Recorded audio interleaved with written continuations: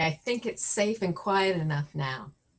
Welcome to the inaugural roundtable of Interdisciplinary Conversations, a series of public talks hosted by the Interdisciplinary Honors Program at Loyola University Chicago.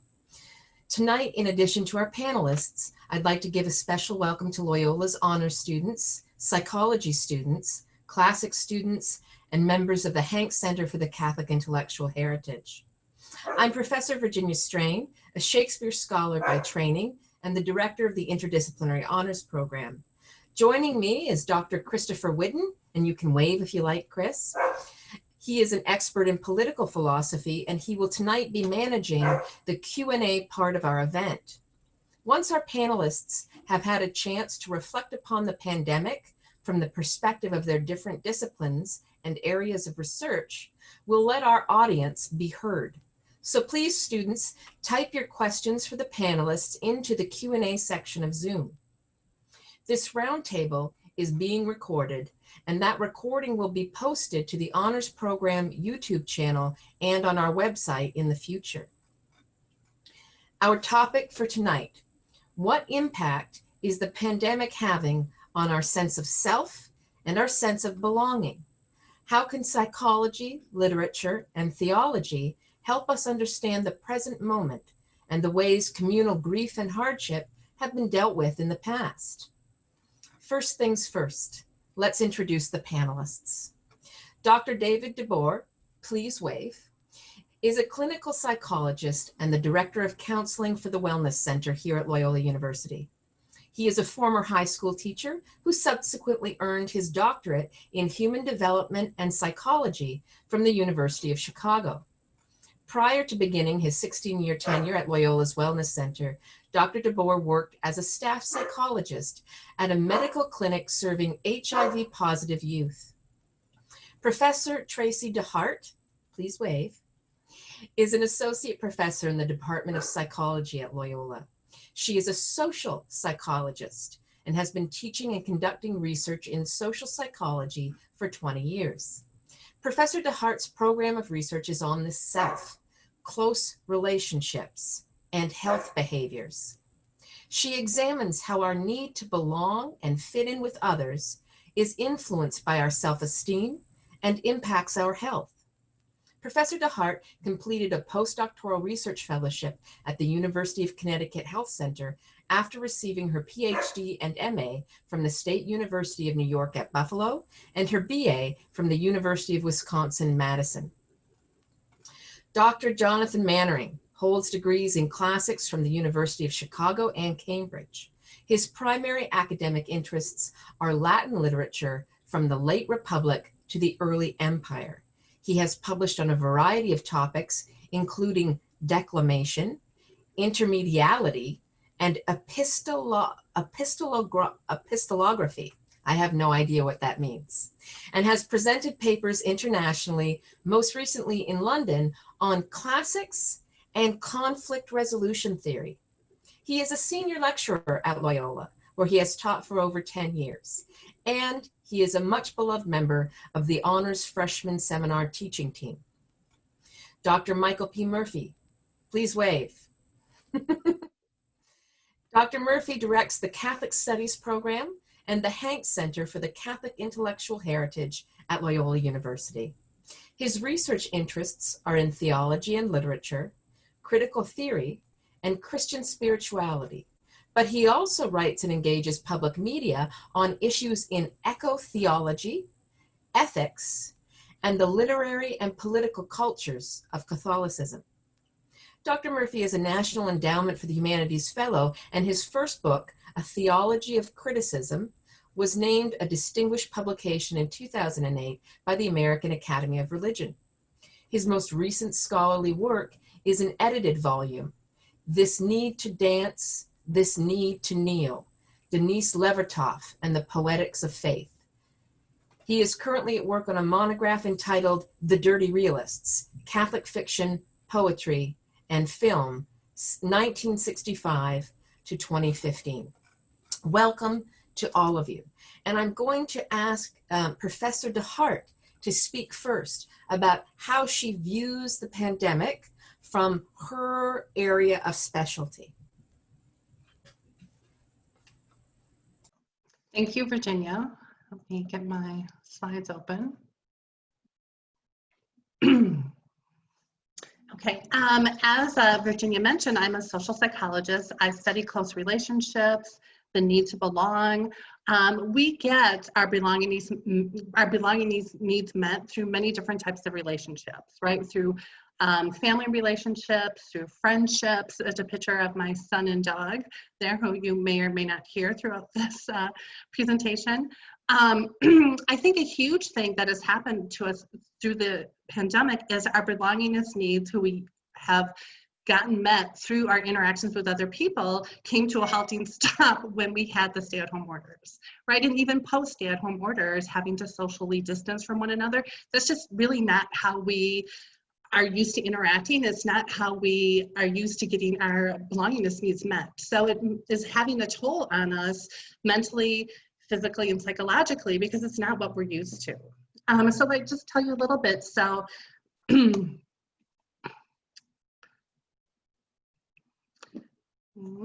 Okay, there we go. So social psychologists have been studying the need to belong. Baumeister and Leary in 1995 wrote a very influential review paper where they argued that humans have a need for attachment or a sense of belonging. This is a fundamental need, it's not a want. And this need for belonging is culturally universal and it's evolutionary adaptive. So people who had a strong need to belong in foreign groups were much more likely to survive in our evolutionary history. So this strong need to belong and find attachments with other people has been selected out through years of evolution. In addition, there's a lot of research that suggests when people are stressed out, for example, in the midst of a pandemic, people want to seek comfort from other people, right? We form bonds with other people as a way to help ourselves feel better. And again, part of us being able to fight this pandemic was having stay-at-home orders and now having to socially distance from one another, which is causing a conundrum and for people getting their belongingness needs met. Okay. So you might be wondering, so what happens when belongingness needs are not met? Well, there's a lot of research suggesting that when people's belonging needs are not met, that people respond by trying to reestablish and restore social bonds, right? So if people feel rejected or ostracized, or they feel that they're not getting their belongingness needs met for whatever reason, they respond by trying to conform to the groups that they're part of. They respond by cooperating more with the groups that they're part of. They respond more by following the norms of the group that they're part of. And we could see this right after the stay-at-home orders were lifted. We saw pictures of people congregating at beaches. We now see pictures from other universities, not our own, of college students at parties, right? These are people who are really just trying to have their belongingness needs met. And not the most healthy way in the midst of a pandemic, but what people do when their belongingness needs are not met is they actually engage in behaviors to try to restore them, which again can be problematic when we're in the midst of a pandemic, which we need to have physical space from other people. Okay, so research has also looked at, well, what are other ways that people can have their belongingness needs met? Okay, so obviously you can still have physically distanced interactions. Those will still work. So we also know that we can pick up the phone, we can call people, we can Zoom, we can FaceTime with people, but for some reason that just doesn't feel the same as face-to-face interactions. And part of it, I think, is because in our evolutionary past, Zoom was not readily available, probably because Wi-Fi connections weren't as good back in our evolutionary history. But this is not how we evolved. We evolved to have face-to-face interactions and in contact with other people. So that just feels better to us. It feels right. And when people don't have their belongingness needs met, people feel diminished self-esteem. People actually physically don't feel well, right? Like talking to a bunch of people during the pandemic, we're like, I just don't feel right. Like people felt better if they got outside, we're in the sunshine. But when our belongingness needs are not met, we just don't feel right. And part of it is because a lot of the physical systems that tell us when our belongingness needs are met have been wired over our physical systems of when we're feeling pain. So you actually feel hurt when you are not having your belongingness needs met. And this is why people feel a lot of emotional and physical just not feeling right when we can't have the types of interactions with other people that we want. And you might be thinking, but we spent so much time with our family enclosed in a house. Well, that is getting belonging needs met, but remember, we have many different types of relationships, and we get our belongingness needs met in many different ways. And especially for emerging adults, age 18 to 25, they primarily are getting their belonging needs met through their friendships, through romantic relationships. Not that families aren't important, they're just taking more of a backseat at that time. So ways that we can have belongingness needs restored are through physically distanced interactions. I remember when the stay-at-home orders were lifted and we went into phase 4, a friend of mine came over, and I went to another time, I went to a friend's house, and we just sort of hung out physically distanced with masks on. It just felt so much better than being on FaceTime. There's also research suggesting that people engage in what is called social snacking. And it's not that they're eating a lot, which that may be the case, but people are going out and looking at pictures of loved ones, right? We can have our belongingness needs met by doing what they call social snacking, looking at pictures of loved ones, going through old albums. It could be reading emails or messages from people, right? Other ways to sort of affirm those belongingness needs that are not getting fulfilled by face-to-face interactions. Shir Gabriel also has some work looking at how comfort foods, like if when you were sick, your parents always made you chicken noodle soup. That may be a comfort food, right? You might have been engaging in more comfort foods during the pandemic. I remember my grandmother always made me Rice Krispie treats, right? So that is always my comfort food. It makes me think of her, right? And how much she cared and loved for me. And that makes me feel accepted. So there's some work that even these comfort foods will make people feel more accepted and help fulfill their belongingness needs.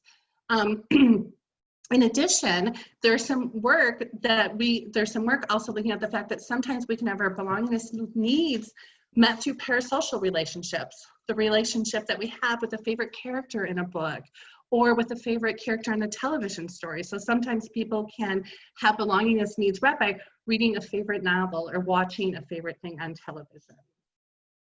And also, because we all have belongingness needs, and I wanted to fit in with some of my more classically oriented colleagues on the panel, I had to have a meme that mentioned the Renaissance here, just to fit in. Okay, so our belongingness needs have not been met the way that we have evolved to have them met for many months now. People are, acting in sort of more risk-taking behaviors as ways to have these needs met, going to large parties where social distancing may not be adhered to. Drinking is another way. I have some work showing that, college students tend to drink more when they feel excluded, and it's not that they want to drink to sort of make themselves feel better. They're drinking because other people drink and they want to sort of fit in with the other people in the group, and they're adhering to the norms of their friends who are drinking. I really think also some of the work that I do on the self, I really think people need to keep in mind that we're in the middle of a pandemic and people really need to show themselves some self-compassion, right? And there's 3 sort of components to self-compassion. One is treating yourself with kindness. And I always think about this, treating yourself the way your mom would, right? Like if something happens and you take a class and you don't do well, your mom would be like, it's okay, you'll do better next time. This is how we should be talking to ourselves in general all the time, but especially during a pandemic. Also recognizing one shared humanity, that everyone has failures, right? There's things in ways that we don't reach the potential or accomplish things the way that we would want to, and that's okay. That's part of being human, right? Humans are not perfect. And the third component to self-compassion is being mindful when considering negative aspects of yourself. Be even-handed, right? We all have negative aspects of ourselves, but we also all have really positive aspects of ourselves. And I think treating yourself with self-compassion during this time, like I've even talked to friends who are really like, oh, I'm not getting enough done that I want to get done. I'm like, we're in a pandemic. I think we forget because now it's been so long, we've sort of acclimated to pandemic life a little bit in this new reality. But I think we really need to treat ourselves with more self-compassion and not be so hard on ourselves. And I have to do this with students. I taught a summer class and I was talking to a student who was really upset that didn't do well as they wanted to on one of the quizzes, and I had to remind them they had a 97% in class, that didn't matter, right? Like, sort of ease up, look at the larger picture. Even if you don't have an A going in class, it's okay. So I think treating ourselves with self-compassion during this time is also good. Okay, and sort of the take-home message, we always talk about socially distanced. I think we should really think about it as physically distancing, don't social distance, right? Having these social relationships is such an important part of our mental and physical health and well-being. I think that we should come up with creative ways to try to have those needs met. And that's it. Thank you. Thank you so much, Tracy. You brought up some important insights into the behavior we're seeing that many people might condemn or judge in terms of breaking quarantine expectations, social distancing expectations. But you connect that risky behavior to this fundamental evolutionary need to belong and the way that we're used to in acting on that need. And then you ended with a really important distinction that I thought was very interesting as well, a distinction between physical distancing and social distancing. We should probably be talking about physical distance instead of social distancing. And your advice is no one should be socially distancing. Wonderful, thank you. I wanted to turn next to Dr. DeBoer to discuss the way that he sees psychological stresses in our campus life. Are there patterns that you're seeing in the Loyola community that talk back to the kind of research that Dr. Dehart was talking about?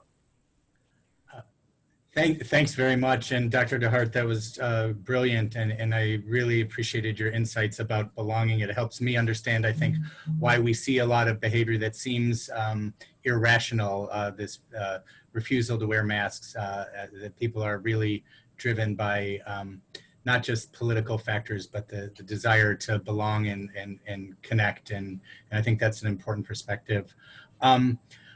I'm just going to say a few comments, and I'll say a little bit more at the end when I share more about our Wellness Center services and ways that that we're trying to help students connect here on campus and feel a sense of belonging.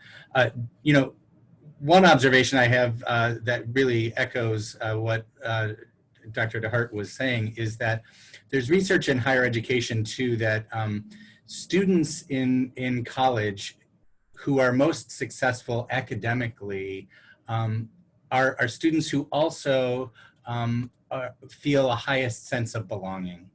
And I think it's intuitive, right? And it's kind of common sense, but when you feel a part of something, you feel better overall. And when you feel better overall, you're gonna do your best, be at your best, be your best self, and be your best student. And so at the Wellness Center, we're always really trying, when we support students, to help them feel a sense of belonging on campus. I know for my part, I was a student journalist in college, and I think really found my groove when I really found my people. That was a kind of home base for me on campus and felt connected to the campus in a new way. And that's when things really clicked for me. And we hear that story a lot. And so our guidance to students is really find your thing, whatever that thing is, and it's different for everyone, and find at least one place where you feel a real sense of connection, belonging on campus. And that's something you can do to really help yourself. It's a lot harder to do in the case of a pandemic and when you're isolated and you don't have that in-person connection. One thing I will say is that this pandemic couldn't happen to a better generation, because if there's one thing that Generation Z has really grown up with, it's technology, and to the point of being able to physically distance but not necessarily socially distance. It really calls upon us to really be able to use technology to connect in creative ways, and I think this generation is uniquely set up to do that, and that can be a protective factor, actually. I'd say one thing, just some data that we are aware of. The American College Health Association partnered with the Healthy Minds study at the University of Michigan and researched from March through May of this year college students, and they found some interesting things. The prevalence of depression actually did increase, although substance use decreased for a lot of the reasons I think that Dr. Dehart mentioned, which is that the context of a lot of college binge drinking disappeared. So substance use did go down, and that there were reported lower levels of psychological well-being, but on the flip side, they reported higher levels of resiliency, so that there was some indication that people were actually rising to the occasion. And I think that's a multifaceted thing. Financial stress really increased. We know that financial stress is correlated with mental health distress, and so that's of concern because a third of students experienced financial distress for reasons sort of related to the pandemic. And, you know, in this unique year, 40% of students had also, in that study, reported witnessing either online or in-person race-based discrimination. So it's a tough time, and it's full of both sort of risk factors and protective factors.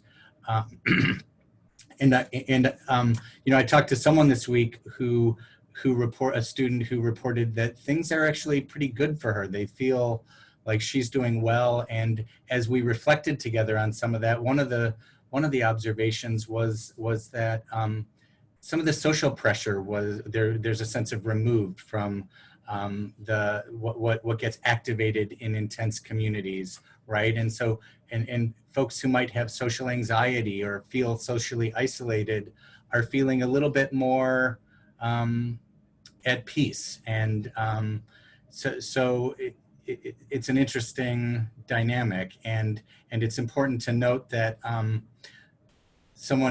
you've probably heard the expression that we're all in the same storm, but we're not all in the same boat.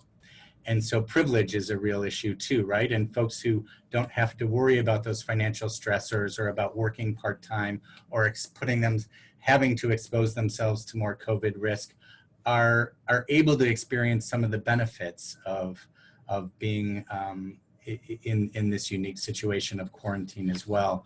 So those are just a few observations I'll make, and I'll share some more in a little bit when I talk more about our services at the Wellness Center. Are you sure you can't talk longer because the dogs just started barking? That's wonderful. Thank you, Dr. DeBoer. Two sort of contrasting views on belongingness, on that desire and its productive and negative potential. I didn't expect to hear the highlights, you know, of our circumstances, as you know, the give and take, the positive and the negative for students and our community. Do you want to expand further on, you gave us wonderful statistics too. Have you heard anything about student response to the residences closing? Because they're so vital to campus sense of belonging and community. Well, we're certainly hearing that there's a great deal of disappointment on the part of parents as well as students, and yet what I'm hearing is a lot of recognition that it was the right decision at the same time, even though it was gravely disappointing. And I think when we see all the outbreaks at the many campuses that we've heard about across the country, you know, I think that sort of validates for people why that may have been a good decision. And some people are dealing with it by moving to, even first years, moving to off-campus apartments in the neighborhood in order to be able to have that in-person experience of connection that we all associate with going off to college. I think you're right. I think for many people, the initial frustration and sense of loss has been probably replaced by a sense of relief. Okay, thank you so much. So let's transition from a kind of psychological view and that form of analysis. And I want to turn the our camera to Dr. Mannering, because I invited Dr. Mannering because in so much classical literature, the community is foregrounded, and grief and catastrophe is so often a communal event. And so I wanted him to tell me how he sees the pandemic through this long historical lens. Yeah, so all of the last 2,000 years in 10 minutes, if I can do it, no problem. Do you have a PowerPoint on that? Yeah, sure. Let's see, PowerPoint. Simplify everything. Let's see. Everybody see this? There we go. Open up, and there we go, slideshow. Okay, because we're also out of balance right now, right? That's why I chose this graphic. Yeah, so coping with anxiety is nothing new, and the people throughout history have always had something to feel anxious about, especially if your country is being ripped apart by a civil war, or if you are trying to figure out how to be an upstanding citizen while living under a tyrannical dictator. These were problems that people had to deal with in the past, and might just so happen have to confront in future, and also dealing with other conflicts that come their way, and adversity like plague or disease or something like that. So I'm going to give a thumbnail sketch of two philosophical schools, which there we go. Oops. Which strove to make people not just better citizens, but also in doing so confront what was upsetting them, what was causing them anxiety. And one school of philosophy in the ancient world was referred to as Epicureanism, which advocated for a pursuit of pleasure in life, pleasure in all things, but of course, pleasure rightly understood. So Epicureans, even in their day, were frequently parodied and misunderstood. And there was one time that I taught, the first year I was in the honors program, we actually read parts of this work by a Roman author, Lucretius, who was writing in the first half of the 1st century BCE, and living through, witnessing these social upheavals, social convulsions of civil wars that Rome was rattled by over those decades. And his response was to compose a massive 6-book epic didactic poem called On the Nature of Things. And his solution for what was ailing society was to rid people of their anxiety, their cura. So it's appropriate that our talk is titled Cura Personalis, because cura, the Latin word, can mean anxiety as well as care and concern. It's a sort of ambiguous word, even in Latin. So we want to find the right cure for our cura, turn our worry into constructive concern for ourselves. And in a nutshell, Lucretius argues, and as a proponent of Epicurean philosophy, argues that all anxieties can find their root source, their common denominator, in a fear of death, the fear of our own mortality. And his solution to that end is to understand, to acquire knowledge of what death is. And how do we do that? Well, we study the universe, right? So he is something of a natural scientist as well. And whenever I've taught this text in other classes, I've found that it resonates very well with our a lot of our pre-med students, our biology students, people in the so-called hard sciences. And what we can learn from studying nature and realizing that we are a part of the natural world is that the universe, everything around us, is made up of two elements. One of those is the fundamental building block of everything, which is known as atoms, right? We could think of them as atoms or superstrings or whatever the smallest unit of matter is. And all those infinite particles move about because they are able to move through empty space or void, right? So, and there is nothing else outside of that. So everything that we are, that we encounter in everything that we are ourselves, is some combination of atoms and void. And that includes the soul itself, the human soul. So this is a radical materialism that Lucretius is advocating. And the conclusion we can draw from that is, once we die, our soul doesn't disintegrate into nothing, because matter is neither created nor destroyed, but very simply the atoms of the soul disperse into the void and continue tumbling on infinitely for all eternity. So once we confront that reality, once we accept what science is telling us, the conclusion is that we can focus on the here and now, focus on the present, by recognizing what our actual bodily needs are, and that we don't require massive wealth, or we don't require luxury items, or even status or recognition from society, but we can simply pursue pleasure, which is rightly understood as freedom from worry, right? Security, securitas. So if we do that, if we accept this, we will not act out of some irrational desire to, rip our masks off, and because we want to be, I don't know, whatever motivates people to do that. We will accept our circumstances, know what our body needs, what it requires, and we will be calm, we will be centered, and we will not risk harming others, because we realize no good can come from that. So Lucretius, even though he focuses primarily on the self and the individual, does have a very strong social mission that guides him there. And one of his famous sayings is, death is nothing to us, because death, we don't exist anymore, and there is nothing for us to worry about what may come after we die. Another flourishing school of philosophy in the ancient Roman world was Stoicism. And Stoicism, capital S, properly understood, is not, we should not think of it as a philosophy of suppressing emotions or suppressing our feelings, not at all. Stoics were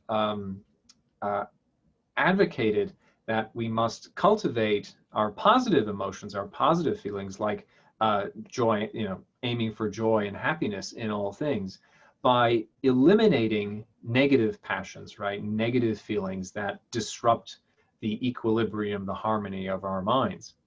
And to that end, Stoics argue that we should always be mindful of what it is that is always within our control, and separating that out from what is not in our control.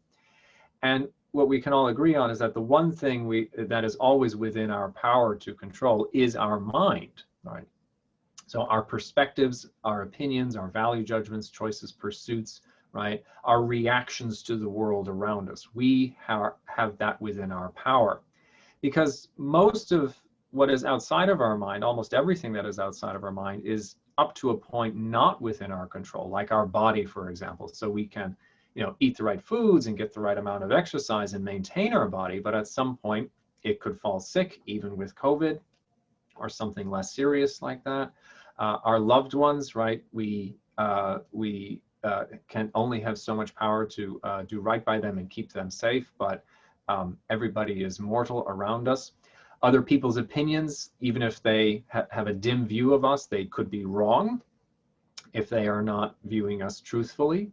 Events, the future, and of course death itself.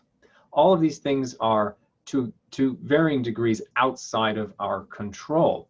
And that is because all of those things, perhaps with the exception of death, are subject to change, right? Everything is subject to change. Everything around us is temporary, including ourselves.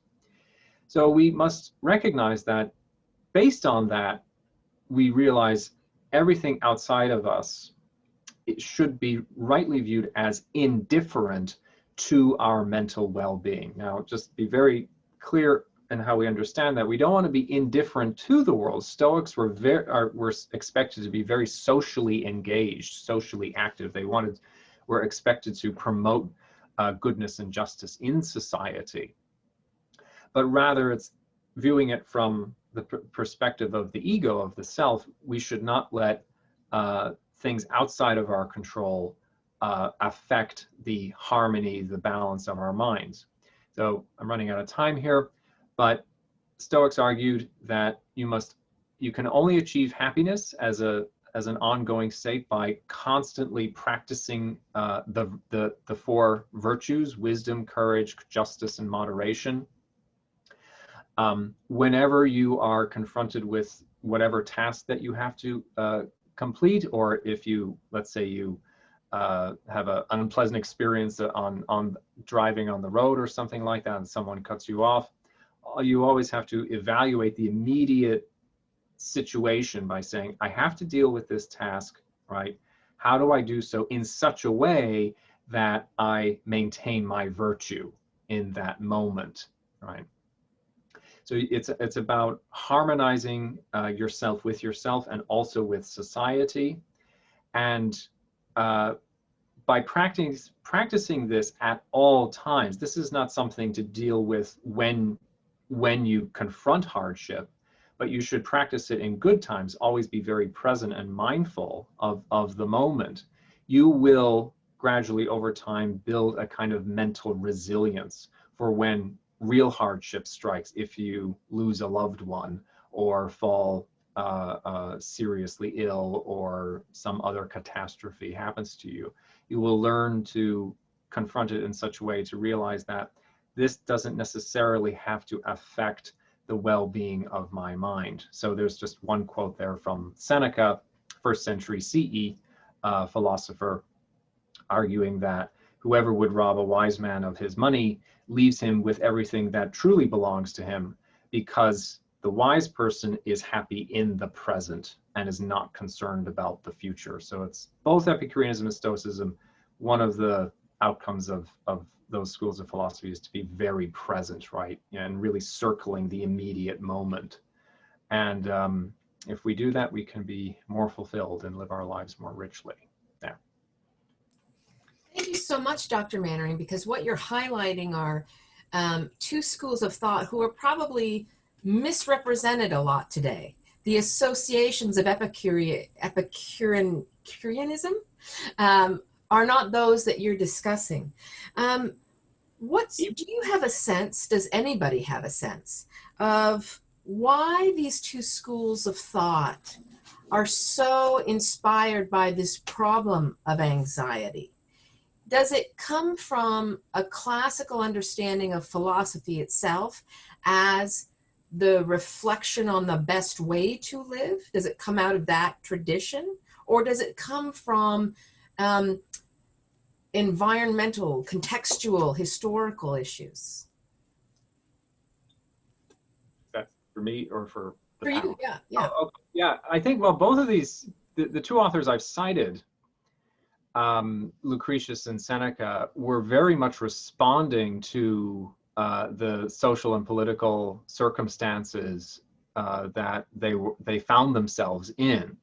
Right. So Lucretius, we know basically nothing about him other than approximately when he lived, and his world was, politically speaking, crumbling all around him.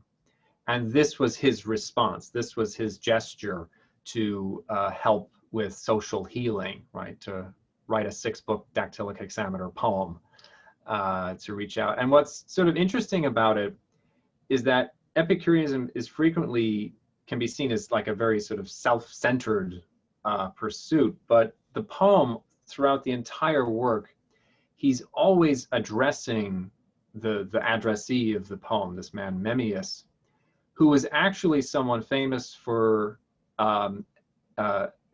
he apparently despised Epicureanism, and he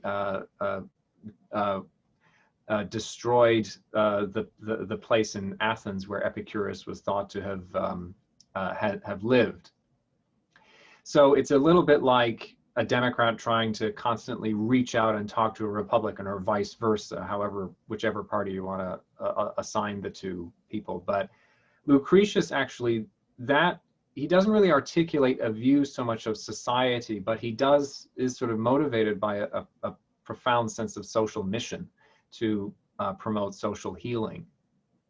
And that really guides him there in that respect. So yeah, they're very much responding to their times and picking up on threads from arguably going back to Plato and Socrates, right? Threads of ideas that were articulated there for the first time. Thank you so much. And once again, the dogs have started barking on cue. I would like Dr. Murphy to bring us home because he has a background in theology as well as 20th century literature. And so I thought he could kind of take us in multiple directions from the past back into the present, not to put any pressure on you. All right. I think that your dog is trying to speak to my dog here. Can you hear me? Yeah? Okay. I am going to begin. Let me just make sure I'm going here. Good. Okay. So, thank you.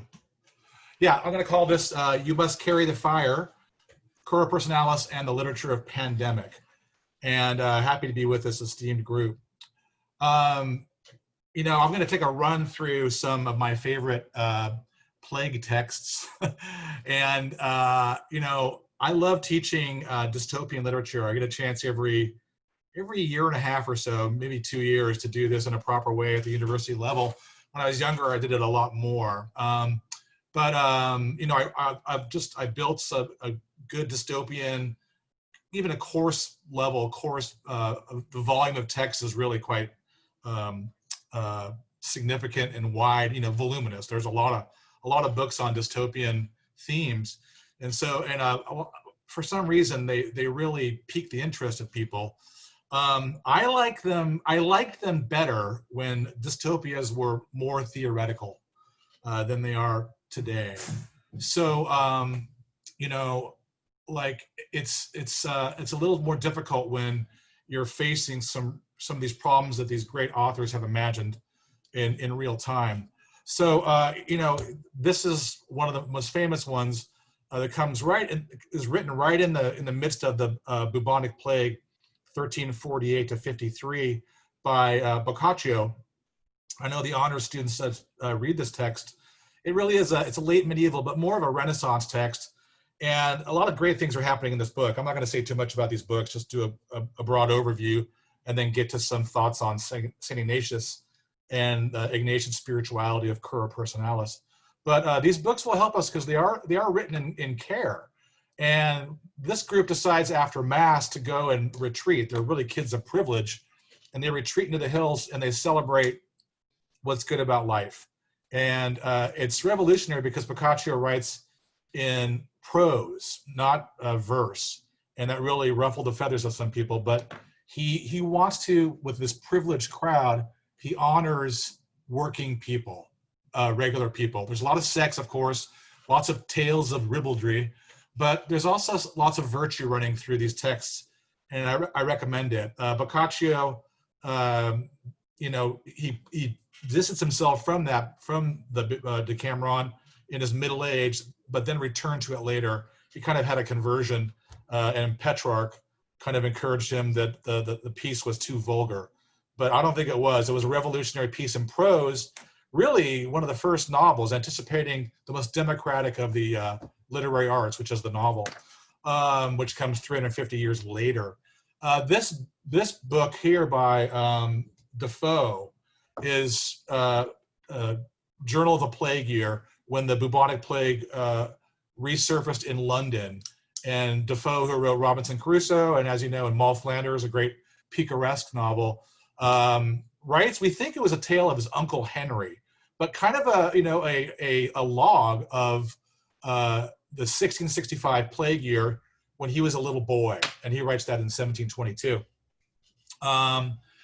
This trilogy, so those are older books, and then there's lots of books in between, and then I get to more recent ones here. This is the Mad Adam trilogy by the great Canadian Margaret Atwood, who you might know from The Handmaid's Tale fame. Can I interrupt you for a second?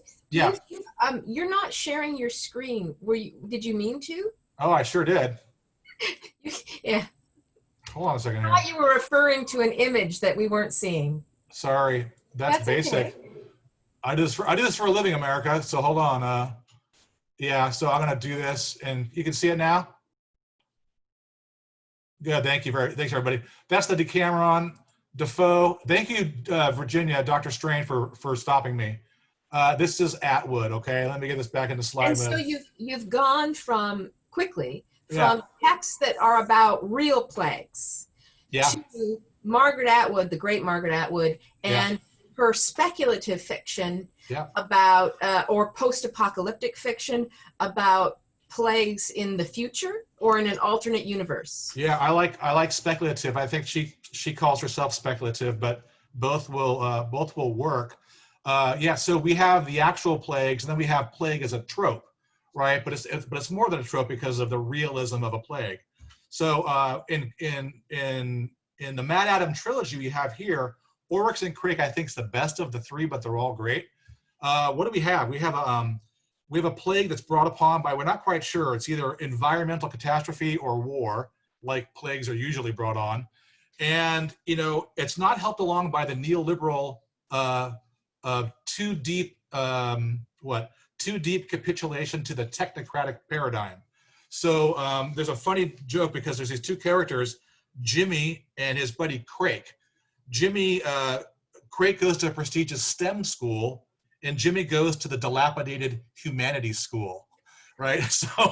So you can see a split here, and the Crakers, you know, you'll see in the story if you want to read it, they're a breed that survives the plague, but how human are they? So there's the kind of crux of the Crakes of Crake. Here's a recent one. This is a beautifully written book by Emily St. John Mandel called Station 11 from 2014. Takes place in the Great Lakes. And look here, filming Toronto, notice. too. Sorry? Toronto. And Toronto. Good for you. Yeah, excellent. And it was filming January 26th, you can see, filming in Chicago, and then shut down. It's an HBO series now, 10 episodes contracted, and they shut it down. And you know, it's here we go, you know, life imitating art. Here's a tweet from the author, Emily St. John Mandel, to all the distressed readers in my mentions. We're in agreement that it just wasn't a great week to start reading Station 11, and I don't like to think about the coronavirus either. That's from January 25th, about 6 weeks before we found ourselves in a new reality on Friday the 13th. So let me just kind of say why I'm, well, first of all, my title is based on one of my favorites, The Road. I love Teaching the Road by Cormac McCarthy. And carrying the fire, this will connect to Ignatius. From the text, you have to carry the fire, says the Father to the Son. I don't know how to. Yes, you do. Is the fire real? The fire, yes, it is. Where is it? I don't know where it is. Yes, you do. It's inside you. It always was there. I can see it. Cormac McCarthy, you can see here when you're doing your work in class, carrying the fire is seen as a symbol of hope for the Father and the Son.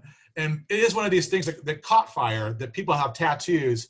And, you know, what is the fire? The fire is, you know, is the spirit. McCarthy has a kind of a Catholic imagination, and he's going to call the fire the spirit of the living God that's underneath and over everything. Actually, that's a wrong grammar, that we live in this fire.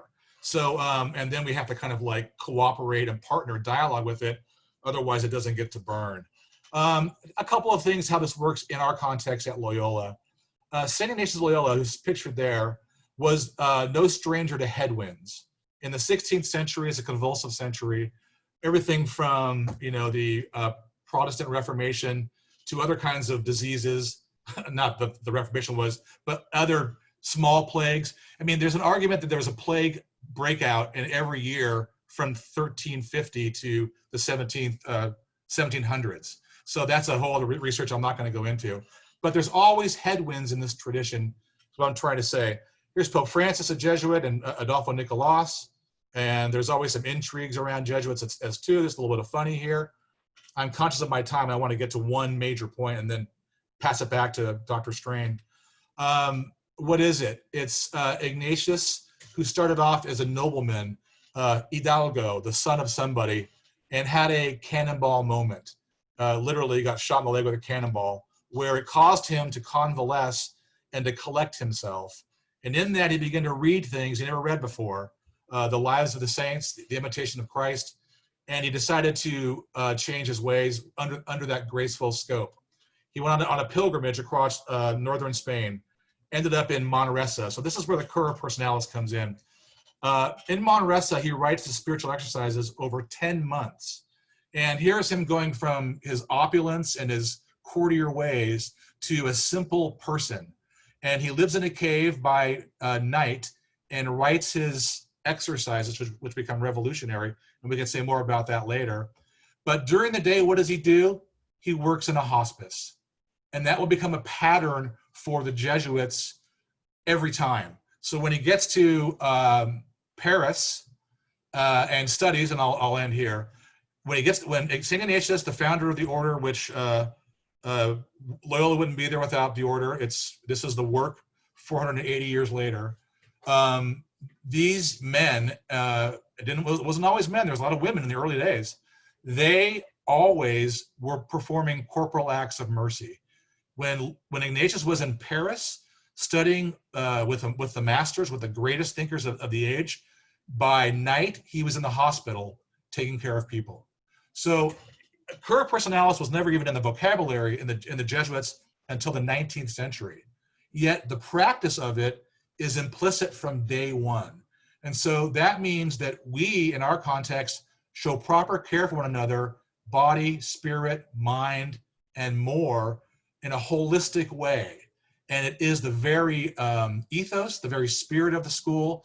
And I love to hear from my psychologist and experts in psychology colleagues, the ways it looks like in real time on our campus. So I'll leave it there and happy to say more about Cura Personalis and more. And thanks so much.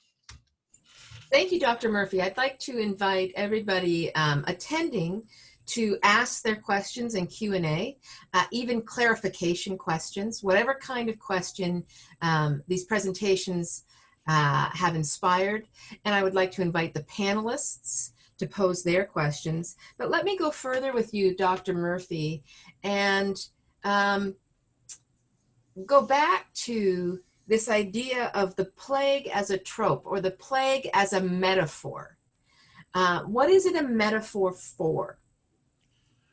Great question, and I love how we're navigating in that world, because there's the historical reportage of actual plague. And then deft literary artists and poets, they're going to see levels of metaphor and symbolism that come to bear. So, if you're a pragmatic person, a plague can be treated medically, or it can't, but it attacks in a biological, the biosphere. But other plagues exist as well. Psychological plagues, spiritual plagues, social. These plagues spread with all kinds of contagions. And we could see just now, I think Zoom is working for us, but we know the way that the media, cyber media, digital culture can be a contagious space. So there's one level of metaphor or another register of plague that I would point to. It can work both ways, though. I'll add that. It could be a contagion for the good, but it can be a contagion for venomous and toxic things as well. So for anything spreading. Yeah. And a lot of people in 2020 have used the language of the virus and the sickness to describe, have applied it to the political context going on, regardless of the side that you're on. I was referring to that myself. I'm a very political person, but I'm more mindful of that. I think you're right, Dr. Strain. Dr. Dehart, I'm interested to hear what you think from these kind of literary discussions and the way that they might relate to how they might be seen as an actual response to a need for belonging.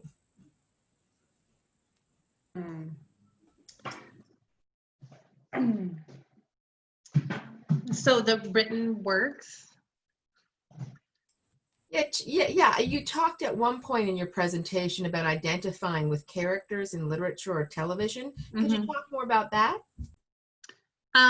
Sure. Yeah. So there is some work showing that one way people might have their belonging needs met is by reading literature and sort of, hi Ross, and sort of a favorite watching television shows, a favorite character. It's interesting, the actual things about the pandemics, you know, if they were written post this, they could be people really trying to, people might be trying to sort of get a sense of belonging from others who are going through something similar. Interesting, I was going to take a picture of the pandemic books that Michael was putting up. I'll have to ask him for them. I forgot to stamp the picture. So one thing that Jonathan was talking about was the fear of death. And there's a lot in the South where we talk about terror management theory, this idea that part of self-esteem is us trying to sort of regulate negative emotions and regulate this fear of death that we have, right? So we're the only beings that know of our own mortality. And if you actually sit and think about a lot of it, it can be terrifying, right? It can just sort of lead you where you're not able to do anything. And so some of the theory on the self talks about how self-esteem is there and we engage in certain behaviors to sort of regulate this fear of death. So that's what I was thinking of when Jonathan was presenting his work. So I'll leave it at that. Thank you. If we go back to the Decameron and Boccaccio, we go back to, if students haven't heard of this work, and Dr. Murphy, even the honors students might not have, it's a work about a group of courtiers or aristocrats who flee town to their summer home, I think. And they, so they're fleeing the plague. But that's the beginning of this framework in which each character takes turns telling stories, correct? Right?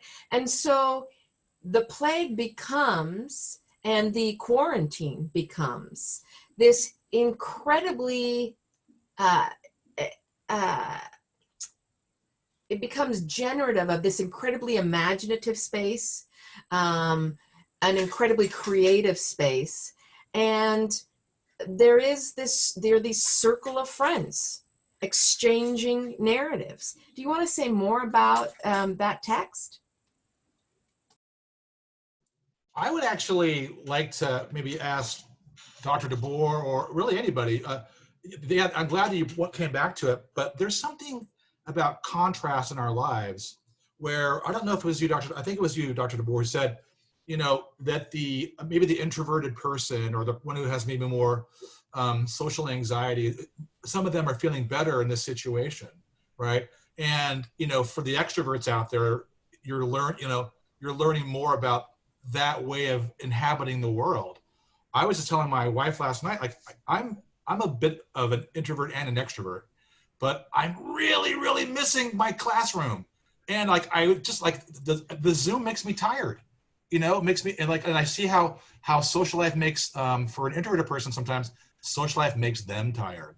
So, and so there's a contrast there. Maybe it's not quite the Decameron contrast, but life operates that way. What do you think about that? Certainly. I mean, in terms of the introverted piece of things, like what I was alluding to is like, there's less FOMO, right? People, there's less to miss out on. So if you're someone who has fear of missing out, the quarantine has taken that away. It's taken away a lot of some of the negative drama that can happen in social life, and it's reduced to pressure. So I was trying to paint a fuller picture to say that not to sugarcoat the pandemic or quarantine, because the isolation is real, and the stress of that is real. Zoom fatigue is real. People missing each other, and they're the kind of context like you mentioned, going to your classroom, the routines of our day, what's sometimes referred to as the third space, you know, a place that is not home, you know, that you can go to, that really is a part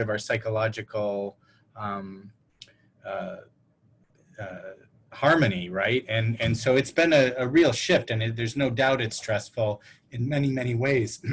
And certainly we know that in China, the pandemic has revealed the fault lines of every fault line in our society, just as it reveals the fault lines in relationships. So in Wuhan, there was a real spike in divorces right after the crisis had passed, the stay-at-home order was lifted, and people could finally make some changes. There were a lot of divorces, and there's an expectation or an anticipation that that's going to happen here too, and in other places. I haven't seen the data outside of Wuhan, but you can see why. I mean, certainly people at risk of domestic violence, there's a lot of concern about that, of the tinderbox at home. So, you know, there are some real challenges to this psychosocially, but it is not a mixed bag. If you asked anyone what are some things you're going to miss about when life is back to the new, whatever the new normal looks like, some of us might say, gosh, it was kind of nice to not have to deal with the commute.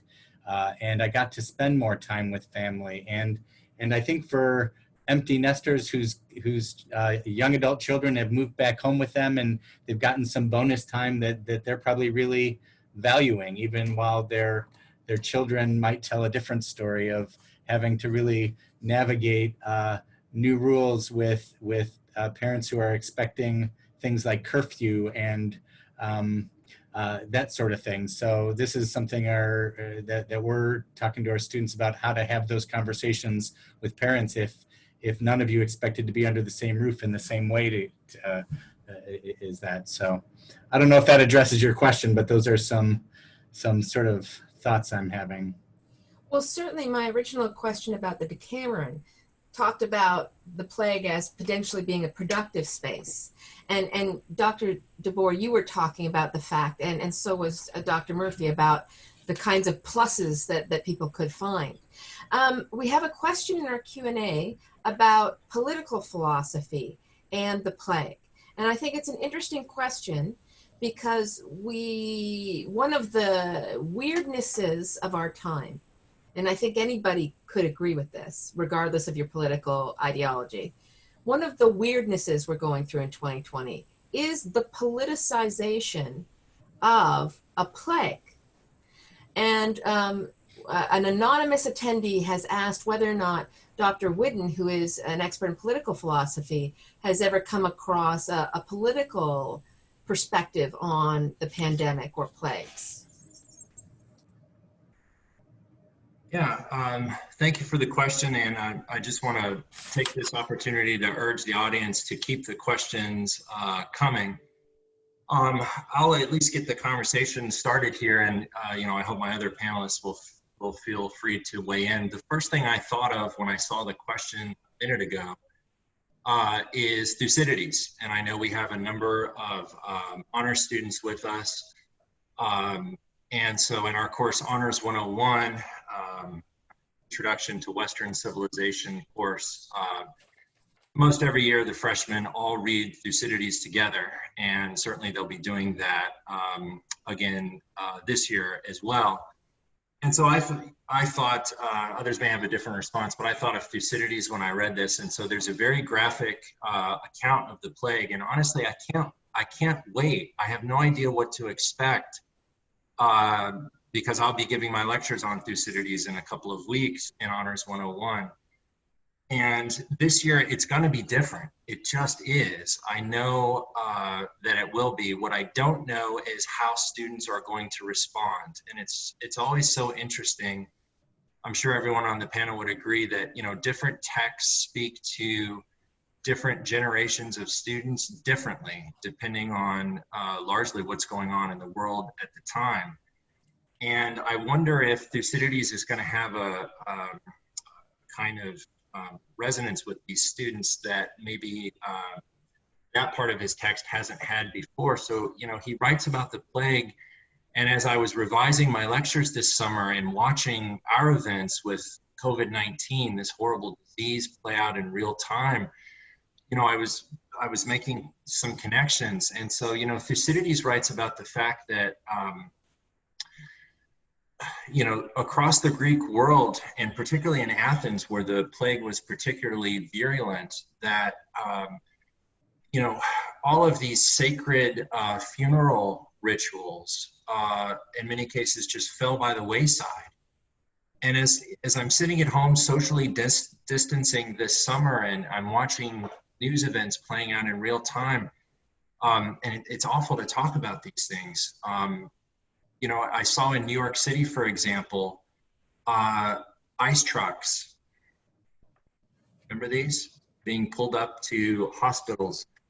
We couldn't deal quickly enough as social services, including, you know, people involved in burials. These social services were breaking down, and so we were just storing bodies anywhere we could. And I thought about the Athenians. You know, Thucydides writes about how, you know, the custom in Athens at the time was to have a funeral pyre, and this was supposed to be an individualized way of recognizing the dead. And what happens is people just were desperate to get rid of bodies, and so they started throwing multiple bodies, which what Thucydides describes as a shameful, in some ways impious behavior. But they, out of necessity and fear, they just wanted to get rid of these bodies. And so, you know, did our circumstance, awful circumstance, rise to that across the world this summer? Perhaps not, I'm not sure. But when I saw those ice trucks pulling up to the hospitals, and I saw, to my eye, bodies just being almost disrespected out of necessity, perhaps, I get that. I'm not casting a blame here, certainly. But there are connections there. And so I would just say, from a teaching perspective, you know, I can't wait to see how the students respond to Thucydides. It might be a more emotional response. It might not just sort of be like a theoretical thing, this plague that's out there, but it's something we all have experience with today, sadly. And I'll be interested to see how that goes in a couple of weeks when we start Thucydides. So honor students, if you're out there, stay tuned for the plague. We're not done talking about plagues. Oh. Yeah, it's been a while since I read into it, but Susan Sontag had written a book during the HIV and AIDS crisis in the early years called Illness as Metaphor. There's certainly precedent for the plague to be politicized. And I think part of what drives that is we all want to feel safe. We all want to feel like negative consequences or events don't affect us, and we'll go to great lengths, right, to make it other and make it outside of us. I think we're seeing that in many ways right now with building walls and with trying to make this the China virus and all of that rhetoric that tries to other or it's a blue state thing, and with our racial unrest, it's a Democrat city thing. But it's all of these things that kind of promote a sense of individual purity and try to promote a sense of self-coherence and safety at great expense and damage to other people with that kind of rhetoric, rather than to have a real encounter with one's own vulnerability. And the more one is able to have an honest, courageous encounter with one's own vulnerability, the more, the less you'll need to do that more primitive kind of psychological sort of othering and do less damage, I think. Well, thank you, Dr. DeBoer. You anticipated one of our attendees' questions, which wasn't HIV/AIDS, wasn't that initially a very political, quote unquote, plague? And you had some experience on the front lines of helping HIV/AIDS youth, correct? Right, yep.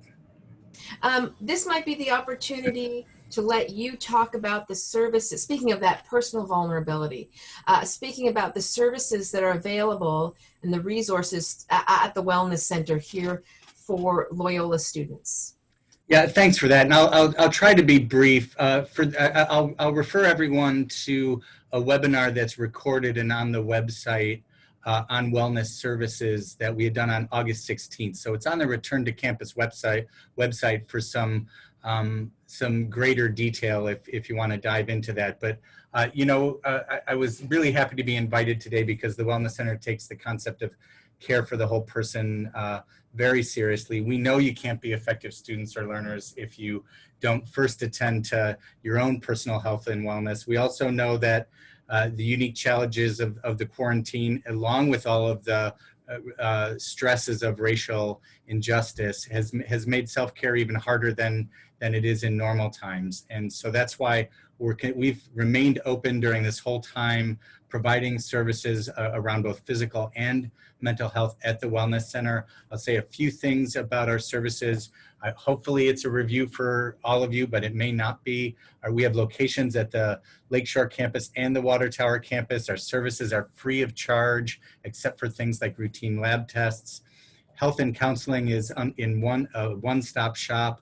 Please check out our website at luc.edu/wellness. On the medical side, we do care for routine care.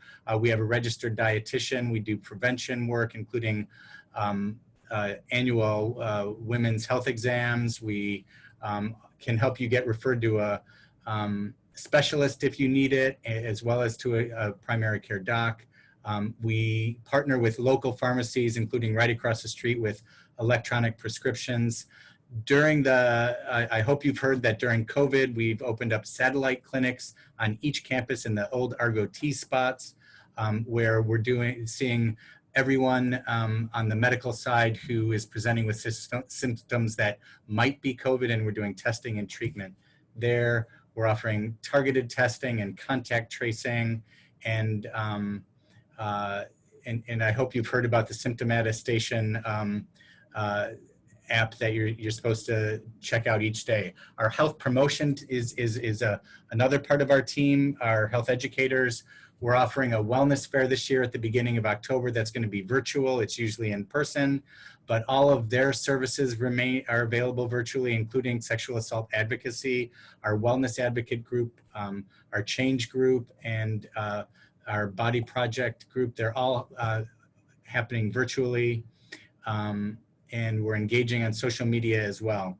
For mental health, we offer mental health assessment, time-limited counseling, group therapy, psychiatric medication, care management, crisis evaluation and response. We have staff from diverse identities and backgrounds. We have staff who can conduct therapy in Spanish, Mandarin, Cantonese, and German. Because we're funded by the student activities fee, again, there's no cost for services.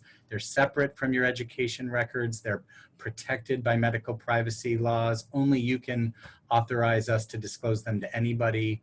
It's easy to schedule a visit. If you go to our website under the appointment tab, you can click the first counseling visit and schedule that online. The first visit's always a 30-minute phone call where we'll talk to you on the phone about what's going on, and that's the case even outside of a pandemic, and then we'll make recommendations. Again, all of our services are online, but we do have a bare bones staff in person in the event of a real acute crisis, and we will help folks in that event. And we also have 24 hours after hour coverage 7 days a week all year by calling the same number you call when you're trying to reach us during the day. That's 508-2530, pressing option 3. So please be aware of that. I do want to stress that we're only able to offer some of our services, including ongoing individual counseling to students who are currently living in Illinois. But if you're not living in Illinois, please, you're welcome to call for that first visit, and we can recommend the groups that are happening online that you might be eligible for, and also help you connect to care wherever you're living. We're offering more groups because we know how important that belonging is and peer-to-peer connection is. We're offering more groups than we've ever offered. We have some general therapy groups, a lot of COVID-based support groups, groups on managing anxiety, first-year adjustment, depression groups, and we have a number of affinity-based groups as well, including a Latinx identified student support group, a Black student support group, LGBTQ identified support group, and an international student support group, along with a men's group. For folks who don't want to commit to a weekly group, we have single session workshops on dealing with things like social isolation that comes with quarantine, how to maintain your well-being while you're during this period of isolation, as well as an eating concerns workshop as well. So most of those groups are open to you, whether you're in state or out of state. I wanted to highlight that. We also have a therapy dog when we're not in the time of a pandemic. Ashlar, who lives with me and my family and comes to me to work with me most days. He visits the Information Commons in the Damon Student Center. And you'll see him at special events like Finals Breakfast. His presence right now is largely on social media, so please follow Ashlar on Ashlar the Therapy Dog on Instagram. And I just wanted to share a couple final thoughts about honor students who, by the way, you're my people. I have spoken with honor students many years before, and one thing I really hope all honor students will take in is that the perfect is the enemy of the good, and that you're not your GPA. Your worth is not defined by your achievements. And I couldn't agree more with the statement earlier today that how important it is to learn to actively have compassion for yourself. And the other thing I've said to folks that I think is really positive that can come out of the pandemic is that it's moment of challenge and crisis that you can really discover your individual strength that you maybe didn't even know you had when you're called upon in times of stress. But more than that, in terms of Cura Personalis, that when we really work together to build each other up and support each other, we're reminded of our collective strength as a community and really what makes us Loyola. And so I think there is a lot of opportunity that comes in moment of crisis that you sometimes don't even recognize until it's after the fact. So I always have been asking people during the pandemic to try to do an imaginary kind of time travel and picture yourself 20 years from now. I mean, we're going to be talking about this pandemic in 100 years. That you actually have the privilege of living through a really intense historical moment. And when you look back and tell your children or grandchildren about this, like, what's the story you want to tell? How do you want to say you conducted yourself, treated yourself? Did you have compassion for yourself? Did you support each other? And if you think about how you want to look back on this, that can maybe help you drive the kind of way you're coping now, the choices you're making, and how you're doing. And I think you'll be better off if you kind of spend some time reflecting in that way. So thanks for the opportunity to share. Thank you. Dr. DeBoer, do you want to give the website? Can you do that verbally? You mentioned a video. The website is luc.edu/wellness. Please check it out. Yeah, that's easy to remember. And Dr. Whidden, do we have final questions? We do, and I just wanted to say for my part, thank you to Dr. DeBoer. This panel, to bring us back to the main theme after all, is all about Cura Personalis. And I think all of the hard work that Dr. DeBoer is doing with his colleagues, much of which I'm sure is behind the scenes as well, is just greatly appreciated. And to you, Professor Strain, putting together this panel on Cura Personalis is an act of Cura Personalis. And so thank you to you as well for putting this together. I'm going to try, if I could, to combine a couple of questions. I hope that's okay. So one audience member is interested in climate change, and the question talks about anthropogenic climate change and whether that can also be considered a plague. So I wanted to introduce the topic of climate change to the panel for anyone who wants that. But then also another student, or not necessarily a student, but another audience member writes, it seems like this plague has exacerbated social and economic inequities. And so I think there are several things out on the table there that panelists might want to consider. So we have climate change, we have social and economic inequities for the panel, the relationship to plagues. If I may, I know, and I'm conscious of hoping to hear from Dr. Mannering, but I just want to, since I asked the climate change question myself, I can answer my own question. You know, when you have willful ignorance about facts. So from COVID to climate science, and that gets politicized, you know that you've crossed the Rubicon. So it doesn't have to be a political statement to say that of any one party, but sadly it's used politically by one party more than another in many ways these days. And that party sadly has been fragmented from the party that it once was. So that's one thing, but just to think about anthropogenic climate change, that is a plague visited upon creation, right, by the behavior of humans. Certainly there's science and there's natural climate variation over millions of years, but we know from the data that humans are affecting climate. So when they do that, they affect so many things, from immigration to migration patterns and economies. And so who pays the price more than anybody? The poor. The poor pay the price more than anybody. So I'll make a connection to Cura Personalis again, I'm a theologian.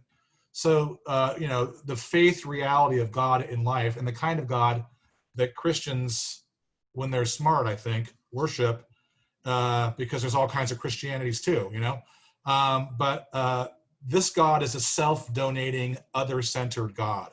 And that spirituality becomes a exemplary bar, a pattern of behavior for us to emulate. So that's what Ignatius is doing in Cura Personalis. Why do you always care for the other? Why are you, quote, women and men for others? Because that's the spirituality of the theology that drives your very daily life. It gets you out of bed in the morning to care for the other totally. We need to have self-compassion or we can't do it. But, we have to have that balance of having a healthy self, but really not narcissistically turn on the self, but open to the adventure and the great calling to care for others. That's what I have right now, and I hope that Dr. Mannering might chime in from his reading.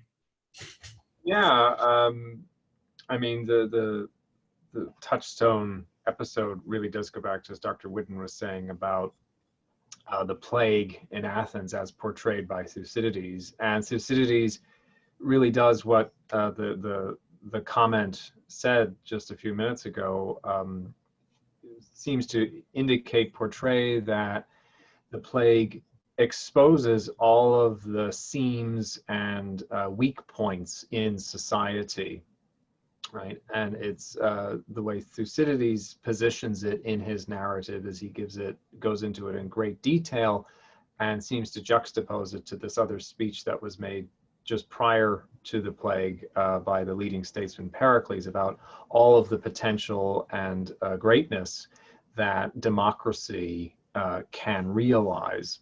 So he sort of hints at what democracies can do, because Athens was the first democracy. And then right after that, there's the plague, right? So the students who are hanging on now should, you'll be well prepared for appreciating that passage when it comes. And even Lucretius actually ends his epic didactic poem.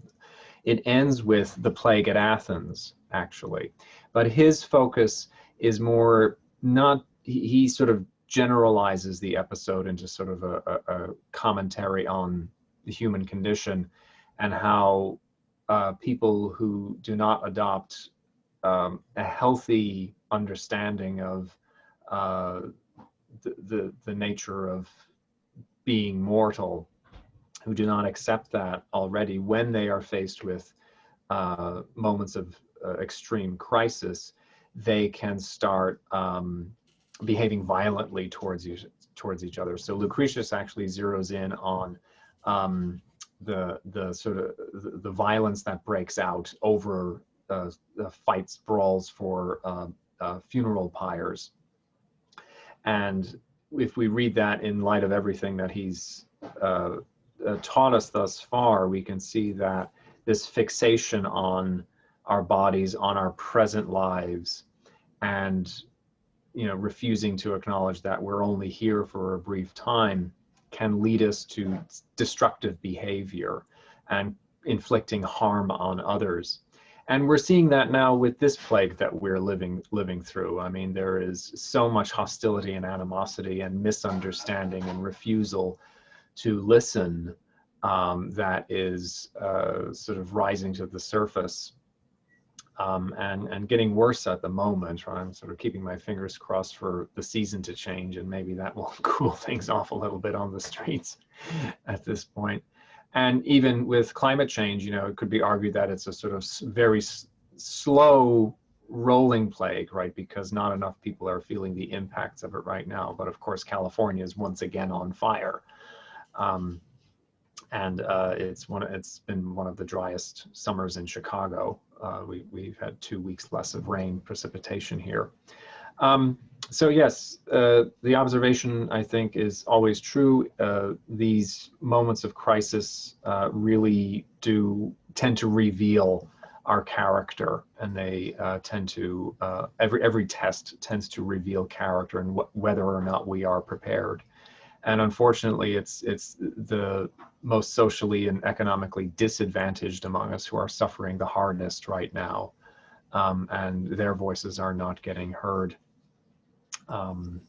So that's the way it is. I'm going to jump in here because we're getting close to the end of our time.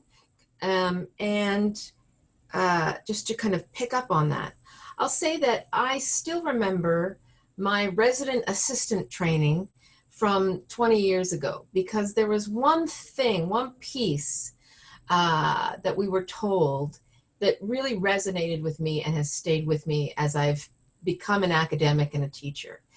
A counselor pointed out or explained that your students, the people in your dorm room, nobody's going to break because one thing horrible happens to them. That's not what we see as counselors. What we see is there's a pandemic, then there's a protest in the street, then somebody gets sick that they know, then their dog dies, then their classes go online. It's the straw that breaks the camel's back. And 2020 is turning into that for a lot of people, right? As if the pandemic's not enough, California's on fire. The hurricane season is much more severe than normal. So there's this kind of building momentum of minor and major tragedies. And we've talked about several ways to deal with that tonight.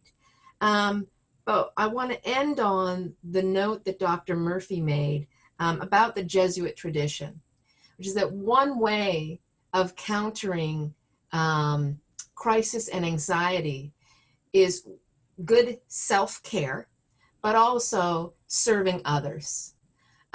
It's hard given the pandemic, but if you can find a way to do good for others, I think that could do a lot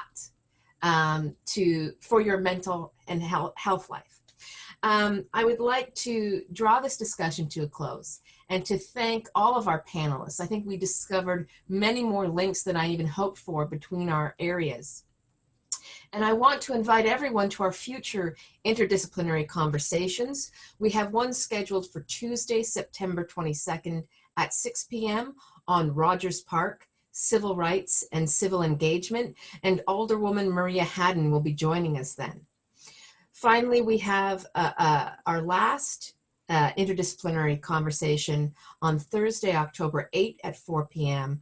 on immigration and the imagination with scholars from film and literature. And the whole idea is to expand our discourse and understanding and vocabulary around immigration beyond the political.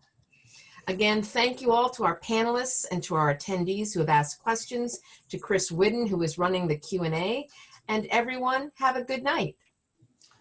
Thank you very much. Thank you. Bye-bye. Good to meet you all. Nice meeting you all. Nice meeting everyone. Take care. Jen, thanks so much for putting this together. Thank you, Chris. Thanks, everybody. Thank you.